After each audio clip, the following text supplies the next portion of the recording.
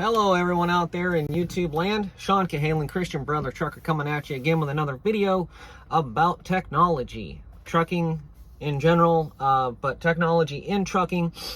And we're going to be talking about the good, the bad, and the indifferent, or possibly even the ugly side of technology. Technology has changed so much over the last 10, 15 years since I started driving truck back in 2006. I've seen a lot of changes come down, and so I was able to actually run with without a lot of this technology, and I've seen technology come in, and so I'm able to use the technology now and kind of see the benefits of it. But I also recognize the need to have a foundation of skills set as a base foundation before you use technology. If you become too dependent on technology, it can tend to make you a little bit reliant on technology, a little bit too much. And so as we talk about technology, I can kind of describe as to the reasons why they came up with these changes and how they're beneficial, but how also they can be used as a crutch and become a crutch to you if you become too reliant on technology and not use enough of your own base foundational skills and use technology to make you more efficient or to make you better and build off a base instead of relying on technology too much. So some of the stuff that I'm going to be talking about today, we're going to be talking about navigation. We're going to be talking about cat scales technology, the different apps that you can download. I'm going to be talking about the trucks nowadays with all the technology that they're putting into the trucks now, and how that's starting to change, how they're making trucks more electronic and needing more kind of technological advances to make the trucks more efficient and all of that. So I'm sorry, I'm messing with my thing here. I have the phone set on my windshield and it was getting really hot, so I had to put the curtain behind it. Doesn't really want to block the sun very well. There we go. All right, we got that taken care of. That's low technology right there. All right. So I'm going to start talking about, I'm going to start this off with navigation. Navigation nowadays, you have apps that you can run on your phone for navigation. You have websites that you can go to check things on the internet. You have tools available to you where you can look up truck stops, you can look up truck fuel prices, you can look up parking spaces, rest areas, and stuff like that. You also have Garmin. I use a Garmin GPS unit. It's the Garmin, I'm not even sure what kind it is that I use. It's the Garmin Diesel. It has a touch screen on it. I can edit my route. I can do all kinds of fun stuff with this thing. It is amazing. It's just a Garmin Diesel touch screen. And on this, I can edit my route, I can change things, I can look things up. But I don't just rely on this, because believe it or not, this thing does mess me up every once in a while, and it gets confused. And so I use it to accentuate my skills instead of being completely reliant on it all the time. With this, my truck already comes with an Omnitrax, and it has Navigo, which is a service provided by AT&T. And so they send me the navigation with my fuel stops, with my pickups and deliveries and all of that, and it all gets sent to this little box right here. The problem with that is that it crashes, it shuts down, it does resets, it has a mind of its own. I'll be driving along and I'll be driving through the middle of Atlanta, and it'll do a reboot, and I'm maybe 5 miles away from my receiver. I've literally had this thing go down 5 or 10 minutes away from where it is I'm supposed to be delivering, and because I didn't have the route planned out already and written off to the side or something, so I didn't know where I was going, I had to stop, find a place to pull over, and put it into my Garmin. So those are some of the things that I'm saying, that if you're too reliant on the electronics, it can bite you in the butt, and ultimately it can lead to a whole lot of stress. So this always sends me the navigation. This is preferred route that they want me to take. 9 times out of 10, it's not the best route that I can take. And there are times when I don't follow it. There are times when I will take a shorter route. There are times when I basically will follow the Garmin route instead of the Navigo route. And there are times when I will pull up Google Maps on my phone and I will look at a Google Map route for local directions rather than following either one of these. And of course, the Ram McNally Deluxe Motor Carriers Edition Road Atlas. This is 2021. I need to get a 2022 eventually. You always want to have the most updated version of your Road Atlas. Don't be carrying around a 10-year-old Road Atlas. It's not a very good idea to have an outdated atlas, because look at all the construction that you see going on around you all the time on these roads, and they are changing them a lot all the time. They just got done doing a bypass route around I-49 in northwest Arkansas that's not in here because they didn't have it completed yet.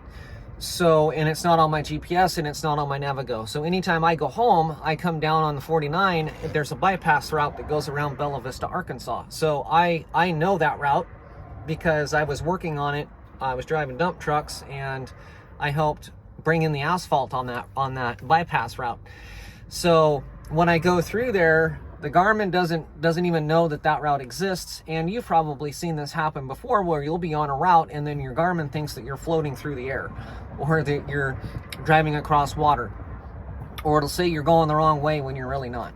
That's because technology, these things need to be updated every 3 months. You need to plug them into your computer and update and download, like patchware and updates on them. And I don't know why the Navigo systems, they don't get updated very often either. I see this thing messing up all the time too because it doesn't have the most recent updates. It's probably because AT&T doesn't update them often enough. So, with all of these tools combined together, I still use this up here. I still have to use my situational awareness and know when this Garmin is trying to put me in an area that maybe I need to be more alert, and I may need to be extra diligent to make sure that I don't turn down a road that it tells me to turn down, because believe it or not, this thing has told me to turn down non-truck roads. So don't be completely 100% reliant on your GPS. You will get into trouble. It will mess you up. You need to get the experience, and a lot of that comes with situational awareness. If you rely on these navigation units completely 100%, it will mess you up. So a lot of these companies will send you local driving directions. You can also get local driving directions from shippers and receivers. If you are a owner-operator, just know that if you get local driving directions, you can pull up the street view on Google Maps. And on Google Maps, you can do a satellite view that's available, where you can change the topography group view, and you can look at satellite imagery around your receiver, shipper, or truck stop. I do that often, very often, especially if I'm delivering in any one of these mega cities that, any kind of downtown area or anything else like that. If I'm going to New York, New Jersey, anywhere up in the Northeast, I'm always double checking everything, because there's a lot of restricted truck routes up there. So all of your restricted truck routes are listed in here. And so when you get your dispatch, you need to trip plan it out. You need to look in here, and all of your restricted truck routes are listed in the red section right there. All of your restricted truck routes low bridges and everything is all listed in here. Learn how to read it, learn how to look it up, double check your route, make sure that you are not going to end up on a state or county highway and running into a low bridge. We've all seen these videos of truckers hitting these bridges. We've all seen them, right? So don't be that guy. Don't get yourself into that situation because you rely too much on these navigation units. Use your head and double check before you roll out. The cool thing about the Rand McNally is that I don't use Rand McNally. I tried using it and I don't consider it to be very user friendly for me, but you might get one of the Rand McNally IntelliRoute big old fat screen navigation units and find it to be absolutely amazing. They are basically synced to map keys and all the information that's on Rand McNally. It's basically based around their mapping technology, so it's integrated in. Pretty cool. I just didn't find the user friendliness to be very, very useful for me, so I use the Garmin. It's a little bit more user friendly. Next, we're gonna talk about scales. Cat has an app. It's called Weigh My Truck. This thing is really cool. So you can also look up your closest cat scale location, and what it'll do is it'll give you the closest cat scale location, and basically when you pull onto the scale, you pull up the Weigh My Truck scale app and you can put in the scale location, and it uses a GPS lock and it does everything online on your phone. So you can do your first weigh, you can do your reweigh, you can reweigh as many times as you want, and each time it weighs it out, it gives you a readout on your phone immediately. There's no need to walk inside, get your scale ticket, come back out, move your fifth wheel, or not, well, yeah, either your fifth wheel or your tandem slides. There's no need to reweigh, go back in, get your ticket, come back out, do it all over again. You can do it all on your phone, and then when you're done with your final weight and everything looks good, then you can go inside and retrieve all of your scale tickets. You just let them know that you did it on the app. The only thing with the app is that it needs to have a payment method connected to it. And so on the Weigh My Truck app, when you set it up, you'll put your truck number in there. You will put in your billing information and all of that, and then it'll be integrated into your phone. There's no need to do anything else. It's really simple. And the cool thing about it is you can set it up with your company credit card. Like if you're a company driver, mine is set up with my PTL fuel card. So I don't have to do anything. I don't need to go inside.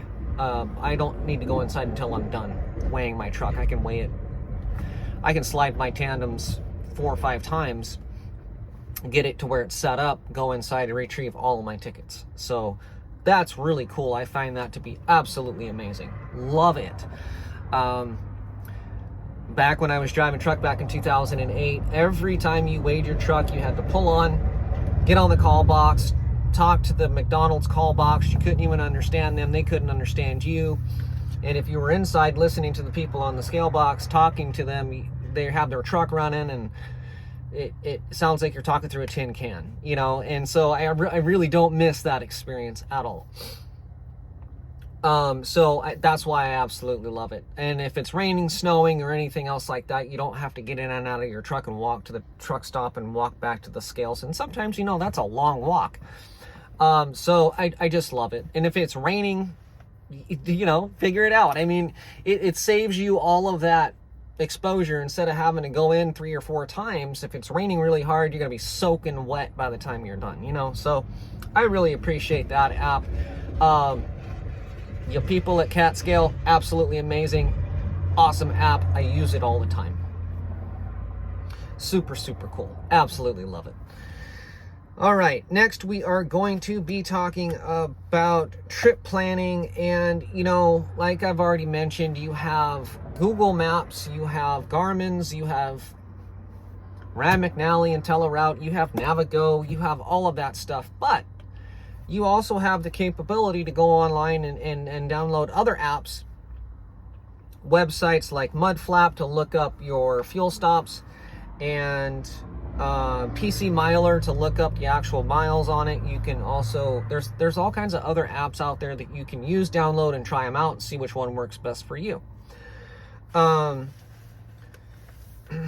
So the other thing is e-logs. You know, the technology that's made it to where we don't have to run paper logs anymore. You know, a lot of truckers were really resistant to that. To be honest with you, I don't miss it. I don't miss filling out 2 log sheets a day, every day, and always having to remember to update your logs. Because honestly, sometimes you just forget. You don't do it on purpose, but you just forget. This comes with a story. I got to my terminal and I don't know what I was thinking about, but I got everything put on the truck and I'm ready to roll out with my load. And I started rolling north. I was in Idaho and I crossed over into Montana, and they had a jump scale open on this back road on a state highway. And immediately I went, oh no, I didn't fill out my log sheet this morning, so I didn't start my logs. Like I said, it's not that I was intentionally doing anything illegal, right? But I hadn't started up my log sheet for the day, so I wasn't current. So I got a ticket and I got the points to go along with it. Nobody is perfect. But these e-logs are foolproof. Like, it's always current, no matter what. Truck moves, it's on duty. So you don't have to worry about that. You also don't have to worry about 10 or 15, 20 minutes, you know, re-editing your logs or going back and fixing mistakes. You know, it took a lot of time. And if you messed up on one entry on your logs, you had to rip it up and you had to start over again and draw the whole thing out, fill the whole thing out all over again. I can't tell you how much time I wasted in my life fixing my log sheets. I don't miss it at all. I would rather do a quick edit on my logs. If I mess up, then I can just quickly do something on this little box right here. And like I said, it's always current, always current, always current. And it keeps me honest. So I kind of appreciate it. And I'm able to be efficient because, again, I use it to benefit and accentuate my skills instead of being reliant on it. And so I was able to have it built on a foundation of skill rather than to be completely reliant on the technology. If you don't know how to run these things, they're a nightmare. They're very confusing. But if you're willing to learn and you look up how to log properly, or you watch my video about logging, it's not that difficult to figure out. You just got to make sure that you're always current and you track what you're doing and break it down and make sense of it. All right, so next I'm going to talk about transmissions on these trucks, the automatics and the manual transmissions. Why? Why are they going to automatics? When they first started coming out with automatic transmissions, they were a mess. They were worthless. They broke down a lot. They were constantly giving people problems. They would torque lock and you would put it into gear and they had a clutch and you had to push the clutch in and you had to put it into gear, and it had an XY shifter on top of the transmission that would get locked into place. And if you shut the truck off before it shifted itself into neutral, you had to basically reset your batteries and the transmission had to reset itself. And a lot of people were broke down on the side of the road just because of that malfunction right there. Some of the other malfunctions, the XY shifter box would break down, the air sending unit would break down, and they sucked. They didn't shift well. They never had any power. They weren't able to shift efficiently and quickly, and they didn't know how to double shift. Or skip gears. So a lot of times, you, like with the select or smart shift on the Freightliners, it had a little paddle on there with a little dial on the side that you would put it into drive. Well, you can put it into manual mode and you can pull up or push down, kind of like these do now. But if you were running a 13 speed or an 18 speed, I had an 18 speed, and so I would literally be shifting and pulling up 2 or 3 times to get it to skip gears. You put the thing in the manual mode and it would crawl. It was so slow, and I hated them. And I thought that was going to be the standard of automatic transmission. So I was totally opposed to them. I'm like, I don't want to get into a truck that has an automatic transmission. They suck. They're crappy. I want manual. Well, I got out of trucking for, quite a long time, and I came back in and I got into an automatic transmission truck, and I was like, I don't want to drive an automatic transmission because they're junk, right? Well, I was really, again, pleasantly surprised that these trucks have come such a long way when it comes to ease of use. They're so efficient now. They're seamless. They shift fast. They skip gears on their own. They've come a long way. So, I run an automatic transmission. What I don't like about it still today is that when I can't put it in manual mode. I can't put it in manual and downshift it and have it do what I want it to do. And anytime I lock it into gear, it sits there and beeps at me for every 30 seconds or every 20 seconds. And it's like, I know I have it in manual mode. Thank you. I'm trying to pull up this hill and not have you shift down on me. So it is quite frustrating. I do want to take the stupid stock and just rip it off the steering wheel and throw it out the window. It's really frustrating. And I really think that these companies that are making these products really need to make it to where it can be put in manual mode and it lights up a light on the dash or something instead of beeping at you every 30 seconds to let you know that it's locked into manual mode. And manual mode's not really manual mode either. So, y'all truck manufacturers out there, you got a long way to go. Let it be put in manual mode and give the driver control, override control, because, and you're probably wondering why, and I'm going to tell you why. Because when I'm coming down a 6% grade and I'm fully loaded and I need this thing to be in a certain gear and I need my jakes to be at a certain level on a certain stage of jakes to hold myself going down that hill, I need it to hold it.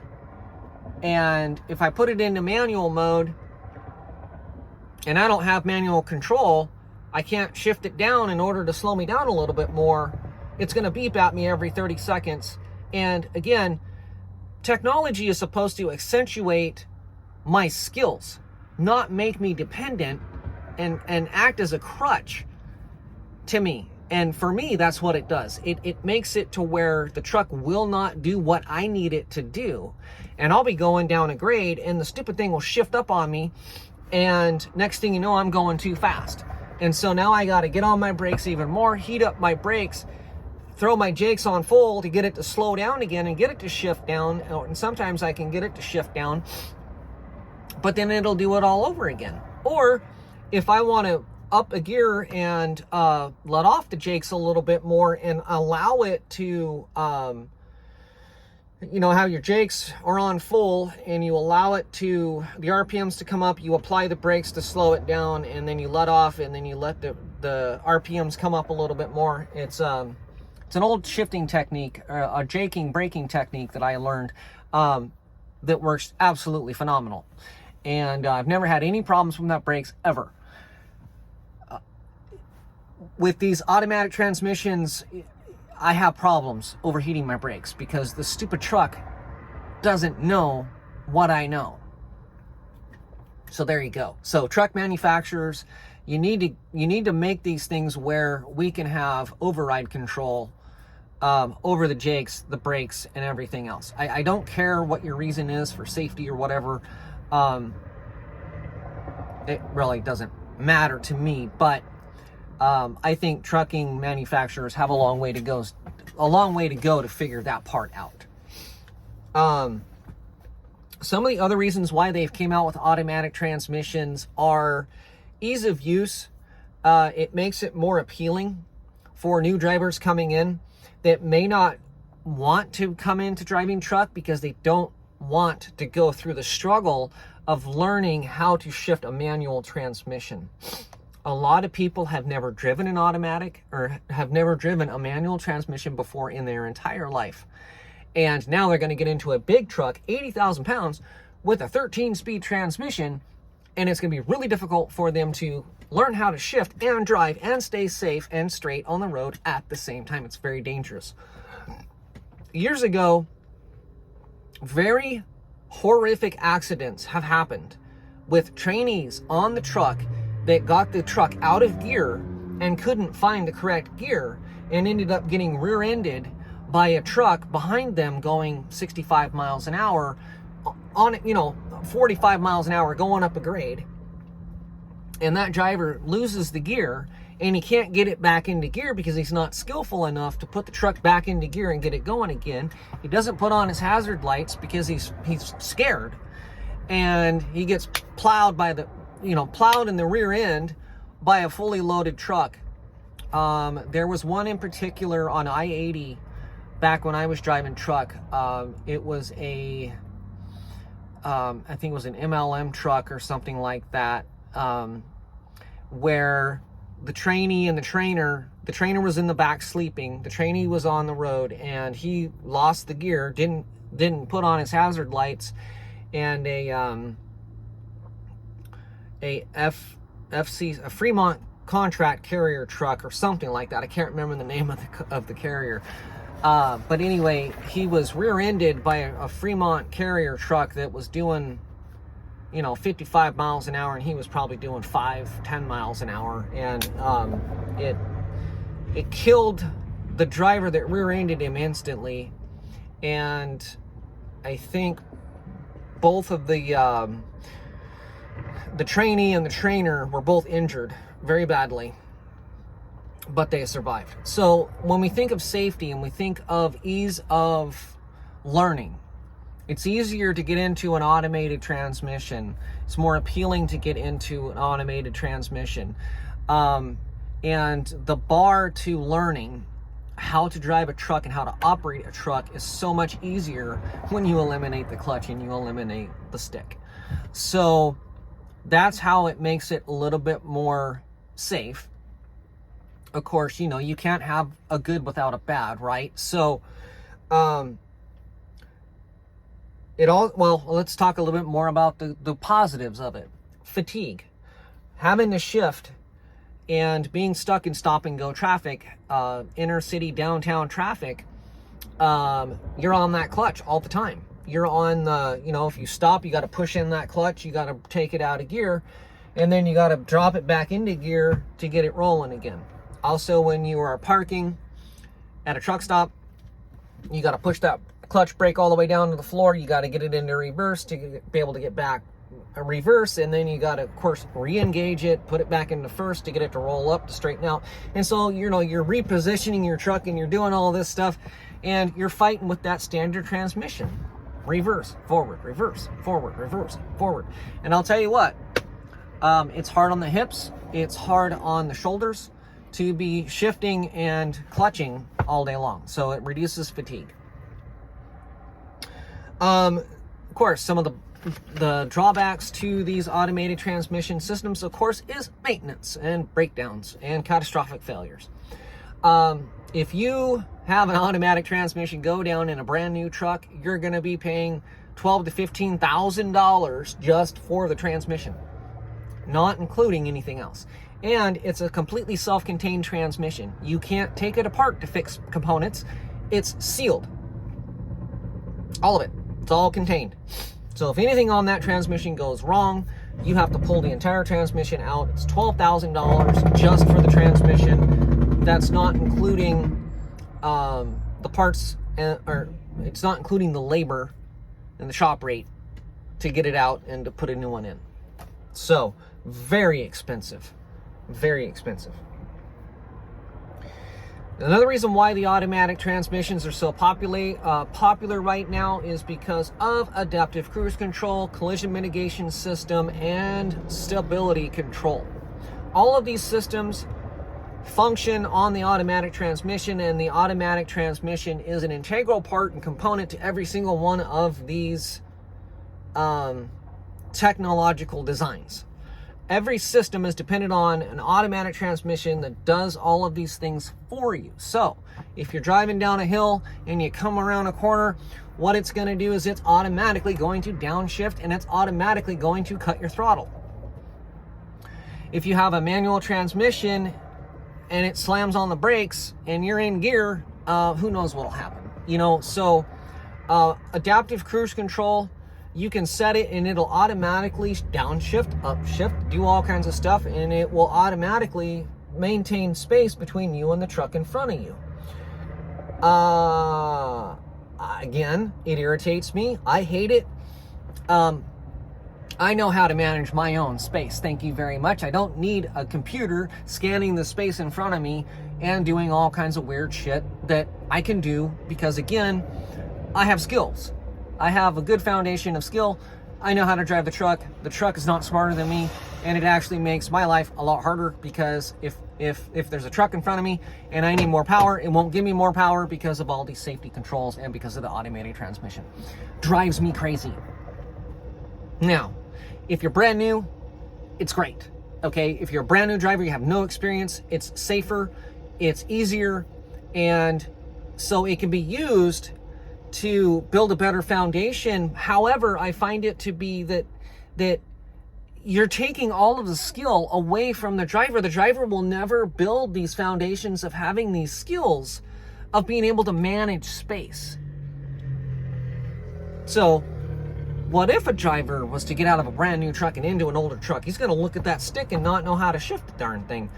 So, you know, you don't have the basic foundations of these skills, and so now, you know, and you don't know how to drive the truck without the cruise control, so you don't know how to manage your space. It's a little bit more dangerous. But eventually, they're just going to basically, you know, take over the whole trucking industry, and every single truck's going to have all this automated bull crap driving the truck for you, and then next thing you know, the trucks are going to be driving themselves. So we're not even going to have a job eventually. Hopefully it takes them a long time to fully integrate that. I hope they don't do it, and I'm also hoping that, you know, when they come out with these automated trucks, that these companies that are trying to bring these automated trucks on the road are going to get sued, because they're going to have catastrophic failures and crashes and wrecks and everything else, and it's going to be a nightmare. So I've already seen these stupid automated trucks driving down the road with a dude in the passenger seat, and I about shook my head and rolled my eyes, and I'm like, dude, you're an idiot. You know, I mean, think about what that automated truck's going to do coming down a hill on snow and ice. It's going to have to pull over. It's not going to be able to, yeah. I don't know. Anyway, I digress. All right, so those are some of the reasons why the autos are coming out, and the autos are so popular is because they're integrated with all of these collision control, automatic cruise control, adaptive cruise control, predictive shift technology, blah, blah, blah, blah, blah, blah, blah, blah, blah. So they don't work with a manual transmission. That's why your manuals are going away. That's why the automated transmissions are becoming no longer, manuals are becoming no longer optional anymore. You buy a brand new Freightliner, I'd be surprised if you can even get a manual transmission unless you order it from the factory directly. And you're not going to be able to get a lot of these integrated systems. They're not going to work correctly because they need to work off of an automated transmission. They just don't work. They don't work with you. You know, it's a standalone kind of thing. The truck wants to drive itself. So, all right. Some of the other technology that I really like is the trip scanning apps and the company apps that you can download on your phone that have TransFlow Mobile, breakdown reporting, accident reporting, fuel cards, the fuel card apps, and you can see it, send and receive macros. You don't even have to be in your truck. If dispatch wants to send you a load, it's going to come to your phone, and it's going to go through the app, and you're going to be able to pull up the app and look at the information. You don't even have to be on your truck, and you can send in a response macro and accept the load. So, kind of cool. If you're a company driver, that's really neat. If you're an owner-operator, well, let's start with lease operators. So lease operators, if you're leased onto like Schneider National or some of these other big fleets, of course, you're going to be using the apps on your phone. And they're probably going to have technology and apps that you can scroll through your available loads, and so you'll be able to book loads on your phone. And it'll automatically put you through so that you can call the agent on the phone and book the load, blah, blah, blah, blah, blah. So it's all automated. Makes life a lot easier, a lot faster. I find that the more that we speed things up, the more that we miss things, and the more opportunity it gives for things to go wrong. So I'm not completely appreciative of super fast technology because it doesn't always go the way that you want it to go. And I have found that it makes more sense to slow down and do things right.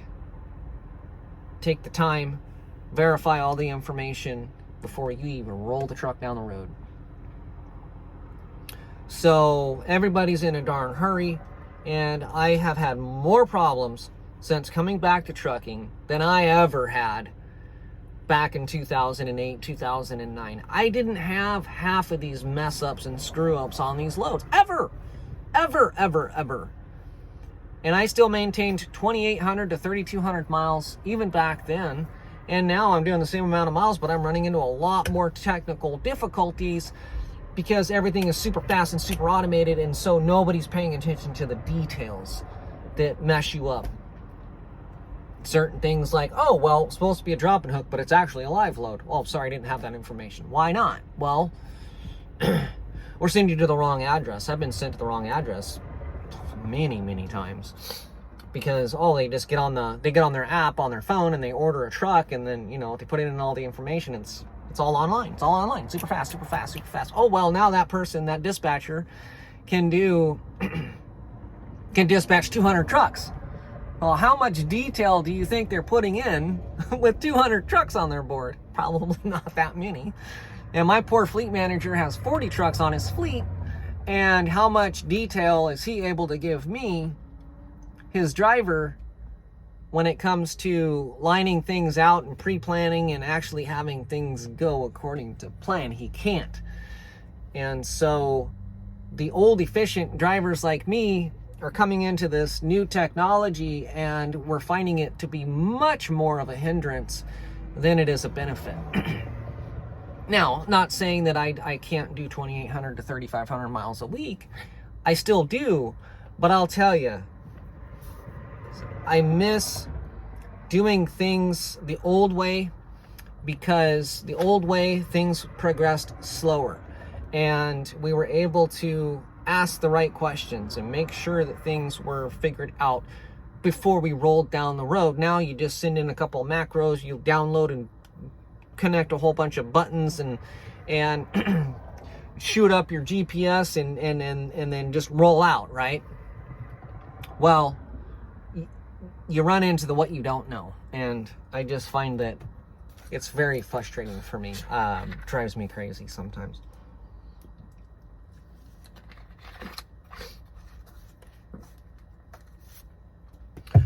So that's pretty much it. If you're a lease operator, you've got all of that technology available too. And as a independent owner operator, if you have your own authority, you're going to have to go out and you're going to have to pay for your own technology. And DAT, load board, truckstop.com. And there's a whole bunch of other trucking load boards out there that have integrated technology wrapped into it. You can download the app on your phone. You can also put a version of it on your computer. And it's actually integrated. Some of them have integrated load tracking. Some of them, so technology is moving a long ways. Even for the independent owner-operator with his own authority, you still have access to very powerful technology. And a lot of these apps can make your life much better as an owner-operator. Just make sure that you stick with the same technology and you learn it really well, and you don't become too reliant on it. And remember to try to build off of a base foundation of skill rather than becoming too dependent on the technology. That's my best advice. And as I'm getting ready to go... Sorry about that. My phone decided to overheat on me. Even though I was blocking the sunlight, it still decided to get super hot because I have it in a black case. And so anytime the sun hits off of it, it's like, oh my God, I'm getting so hot. So it decided to shut down. So now I'm going to have to figure out how to cut these two videos and attach them together. So I'm going to have to do some video editing. So I may put these in as part 1 and part 2. I don't know. I'm still learning this whole video editing thing. So as I was saying, when I get over to Landstar and I go to work for this BCO, I'm going to have a whole bunch of new technology websites and apps that I'm going to have to learn. Every company that you go to uses a form of technology, and the apps that they use, how they use them, what they use them for, how they integrate into your day-to-day is different with each company.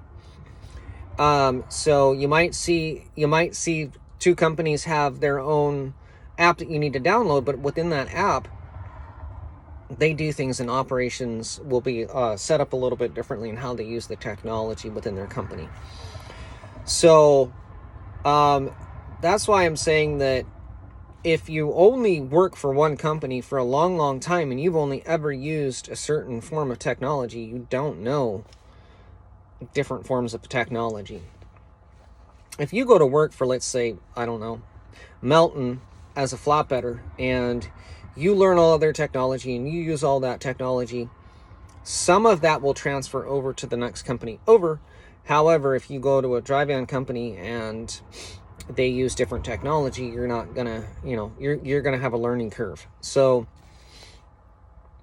just because you know one app doesn't mean that you know them all. And basically, there's a whole lot of technology out there. I mean, there's tens of thousands of apps that you can download onto your phone. It's crazy. And there's more coming all the time too. So technology definitely, there's good and there's bad. And some of it can be good and some of it can be bad. I think a lot of it depends on you. And a lot of it, I think, is, are you willing to learn how to use it to benefit your life? And are you willing to change to become more dependent on it? Or do you want to go with older trucks like me and not be so dependent on this technology? That's kind of the way I'm leaning. So I don't like the bells and the whistles and the dings and the bongs and everything else that goes off in this truck all the time when I'm just trying to drive the stupid thing down the road. And it has lane assist, and not lane assist, but it has a lane departure warning that goes off all the time, and it gets tripped off all the time. It's false. It has a scanner that scans the lines on the road, and if you go past an exit and it sees that fog line disappears, it goes it makes all this racket, and I'm like, shut up, you stupid piece of junk. But it also has cameras that scan speed limit signs, and so it'll send in alerts to the company that I'm speeding when I pass by a way station that has 55 miles an hour, 45 miles an hour, and 35 miles an hour, or these ramps that you drive by that have a reduced speed limit sign, and the stupid camera will pick it up and it'll go, badunk, you're speeding. And it's like, no, I'm not, you stupid piece of junk. And so I'm always cursing at my truck, telling it to shut up. And as it may be kind of funny, it is very irritating to me. And that's one of the things about this technology that I just don't like. I hate it. And I am so ready to get into a pre-technology truck and be able to shift that truck myself, and to be able to drive that truck without all these stupid bells and whistles yelling at me all the damn time, all day long. And then these stupid cameras that always go off. Completely ridiculous.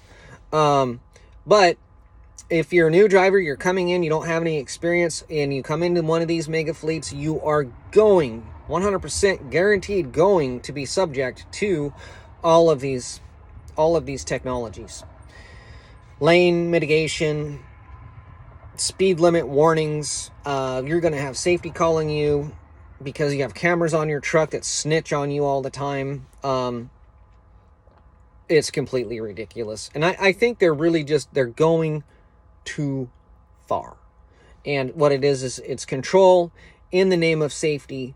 However, I believe that if you think that more control makes you safe, and that your safety is not in your own hands and it is part of your responsibility to be safe, it's not the technology that makes you safe, that's what's scary to me.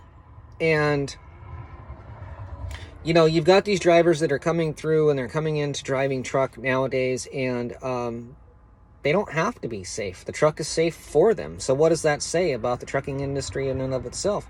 We keep lowering the bar and lowering the standards, and making life more difficult for us veteran drivers who have been out here for a very long time. We have a safe driving record, and yet I have to drive the same truck that Mr. Greenhorn Johnny over there has to drive, and he just got out of driving school. I've been driving for 6.5 years. Why do we have to drive the same truck with the same technology? I don't agree with it. I think that once you have a good safety record, I think that a lot of these safety mitigation stupid systems should be shut off. I also think and act and firmly believe that my truck should be turned up instead of being set at 63 miles an hour. I used to drive a 70 mile an hour truck. Why am I driving a 63 mile an hour truck right now? Because that's what they do. Because they want to make the truck safe because of all the bad drivers out there that don't know how to drive. Well, I agree with that. And I also agree, like I said, I think that for the first year that all of these safety controls should be in place. And I think that if that driver proves himself to be safe, or if he comes into driving at your company and he already has 2 to 3 years of driving experience, shut the stuff off and let him go a little bit faster. That's just my opinion. But, I don't think that my standard should be lowered because they want to lower the bar because of the bad drivers that get into wrecks all the time, that tear stuff up all the time. Why make my life more difficult because of other stupid people? It doesn't make any sense to me. So, that's technology. It's coming down whether you like it or not. And some of it's good, some of it's bad, some of it's indifferent. Thanks for watching. If you like this video, like and subscribe. And I'm going to be coming up with more videos later on down the road. And I think on my next video, I'm probably going to be talking about some of the differences in the different modes of trucking. What's the difference between reefer and dry van? What's the difference between flatbed and reefer? What's the difference between tanker and flatbed? What's the difference between oversized, specialized, and regular flatbed? That's the topic for my next video. So again, if you want to keep up to date and get those alerts when new videos come out, like and subscribe. And thanks again for watching. Have a great day.